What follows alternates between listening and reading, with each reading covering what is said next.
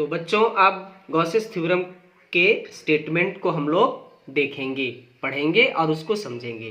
कहता है it states that total electric flux passing through a closed surface, ये बहुत इंपॉर्टेंट चीज है, क्लोज्ड सरफेस, यानी कि गॉसेस थ्योरम हमेशा क्लोज सरफेस में काम करता है, जिसमें हम लोग के सिलेबस में खास करके बेलन और गोला पर बातचीत होगा।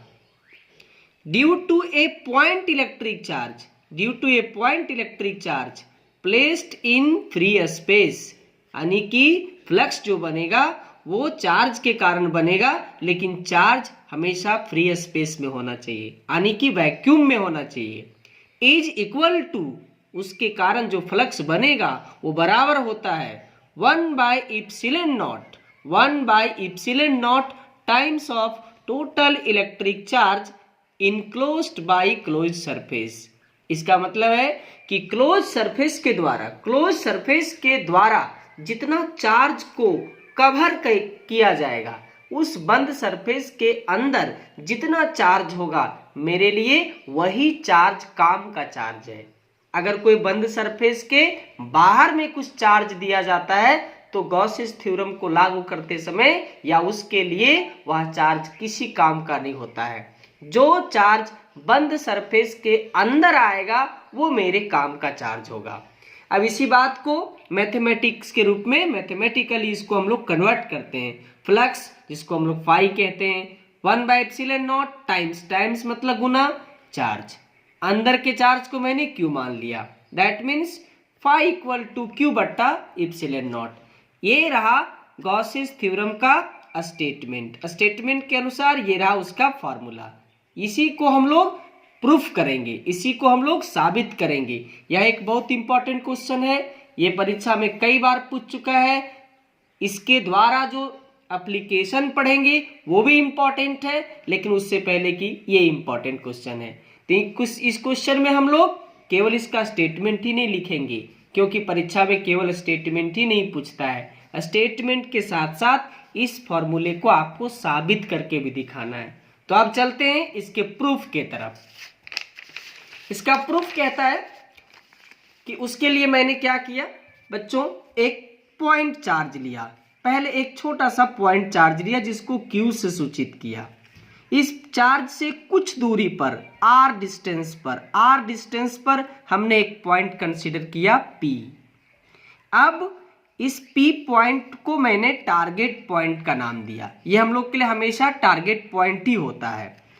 चूंकि ये हम लोग प्लस चार्ज मानते हैं तो इसके कारण जो इलेक्ट्रिक फील्ड होगा वो आउटवर्ड्स होगा, जिसको हमने E वेक्टर से दिखाया है। अब जैसा कि तुमको थोड़ा देर पहले बताए थे कि गॉसेस थ्योरम को साबित करने के लिए हम लोग हमेशा एक बंद सरफेस खींचते हैं। तो चूंकि बिंदु आकार का चार्ज है, इस चार्ज को हमको चारों तरफ से घेरना है, तो इस P पॉइंट से गुजरता हुआ हमने dot dot dot dot dot dot के रूप में एक बंद सरफेस खींचा, और यह बंद सरफेस स्फेयर के रूप में है। इस बंद सरफेस को आप स्फेयर के रूप में देख रहे हैं, और इसी बंद सरफेस को हम लोग गॉसियन सरफेस कहते हैं। क्या कहते हैं इसको? गॉसियन सरफेस कहते हैं। अब इतनी सारी बात को हम लोग लैंग्वेज बना के लिख देंगे। अब इस लैंग्वेज को तुम अपने भाषा में भी लिख सकते हो, छोटा छोटा सेंटेंस में भी लिख सकते हो। मैंने भी बहुत टूटी फूटी भाषा में, सिंपल लैंग्वेज में लिखने का कोशिश किया है। Consider a point electric charge placed at point O in free space due to electric field intensity E, मतलब इस चार्ज के कारण इलेक्ट्रिक फील्ड इंटेंसिटी E है। We draw a close surface, ये बहुत इंपॉर्टेंट लाइन है चूंकि ये हर बार आपको लिखना पड़ेगा।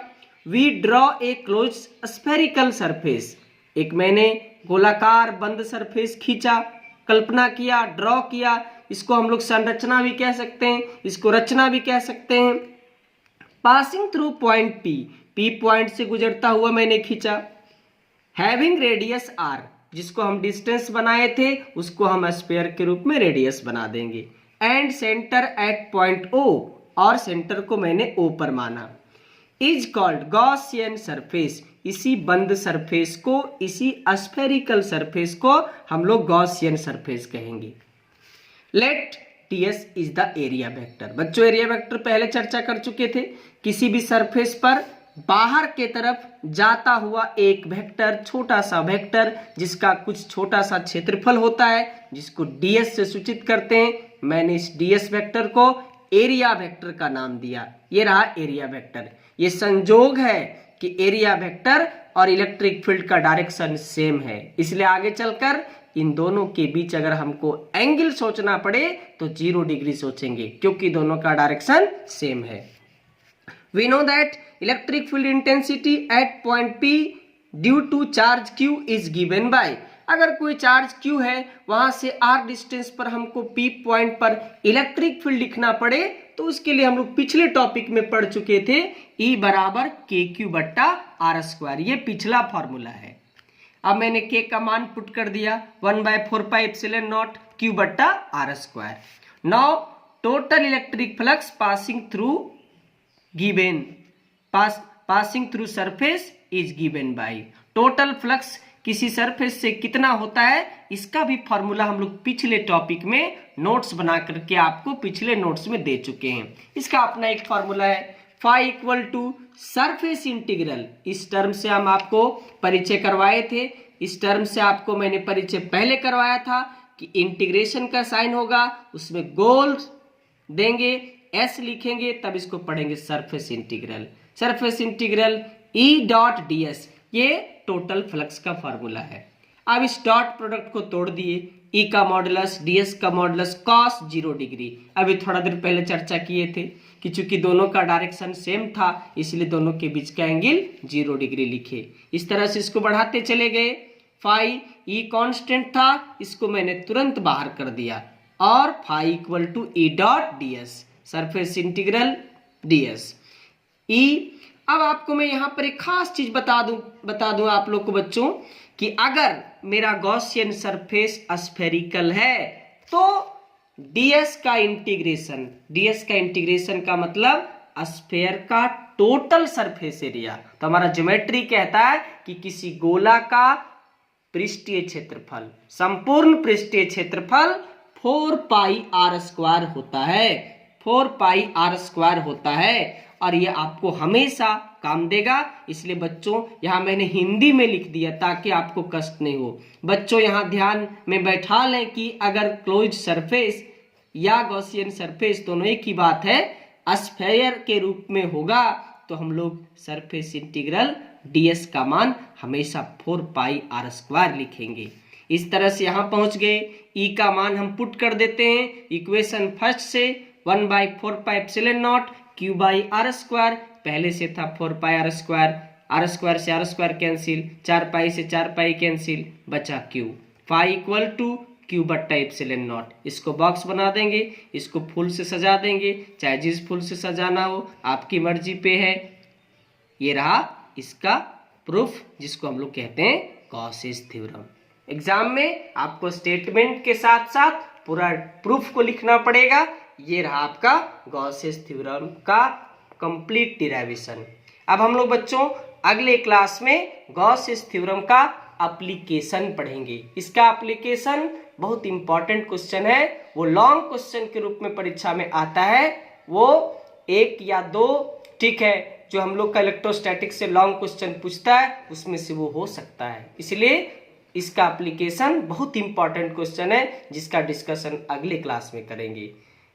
इसमें जो गॉसेस थ्योरम का एप्लीकेशन है मैं थोड़ा सा आपको बता दूं उसमें कि जब कोई स्फेरिकल बॉडी हो, गोला के रूप में हो, खोखला गोला हो और उसके ऊपर चार्ज डिस्ट्रीब्यूट हो तो उसके कारण इलेक्ट्रिक फील्ड को ज्ञात करने के लिए गॉसेस थ्योरम का प्रयोग करते हैं। जब कोई लंबा वस्तु हो और उसमें चार्ज डिस्ट्रीब्यूट हो और उसके चलते r डिस्टेंस पर इलेक्ट्रिक फील्ड निकालना पड़े तो उसमें भी गॉसेस थ्योरम का प्रयोग करते हैं। तो इसका एप्लीकेशन अगले क्लास में हम लोग डिस्कस करेंगे। बच्चे कुछ बच्चों के द्वारा पर्सनल व्हाट्सएप पर छोटा छोटा कुछ सुझाव एडवाइस आता रहता है कि सर मेरे बैच में कुछ टॉपिक छूट गया। बच्चों जो भी टॉपिक किसी के बैच में छूट गया है वो जब हम लोग मिलेंगे तो निश्चित तौर पे एक एक करके देख लेंगे सिलेबस में और सब उसको बारी बारी से कंप्लीट कर देंगे। अभी मैंने कुछ आगे बढ़कर सभी बैच को एक समान तरीके से चलाने के लिए एक निश्चित टॉपिक से चलना शुरू किया है। आप चिंता ना करें, मेरे तरफ से जितना प्रयास होगा मैं आपको समझाने का भरपूर कोशिश करूंगा। धन्यवाद।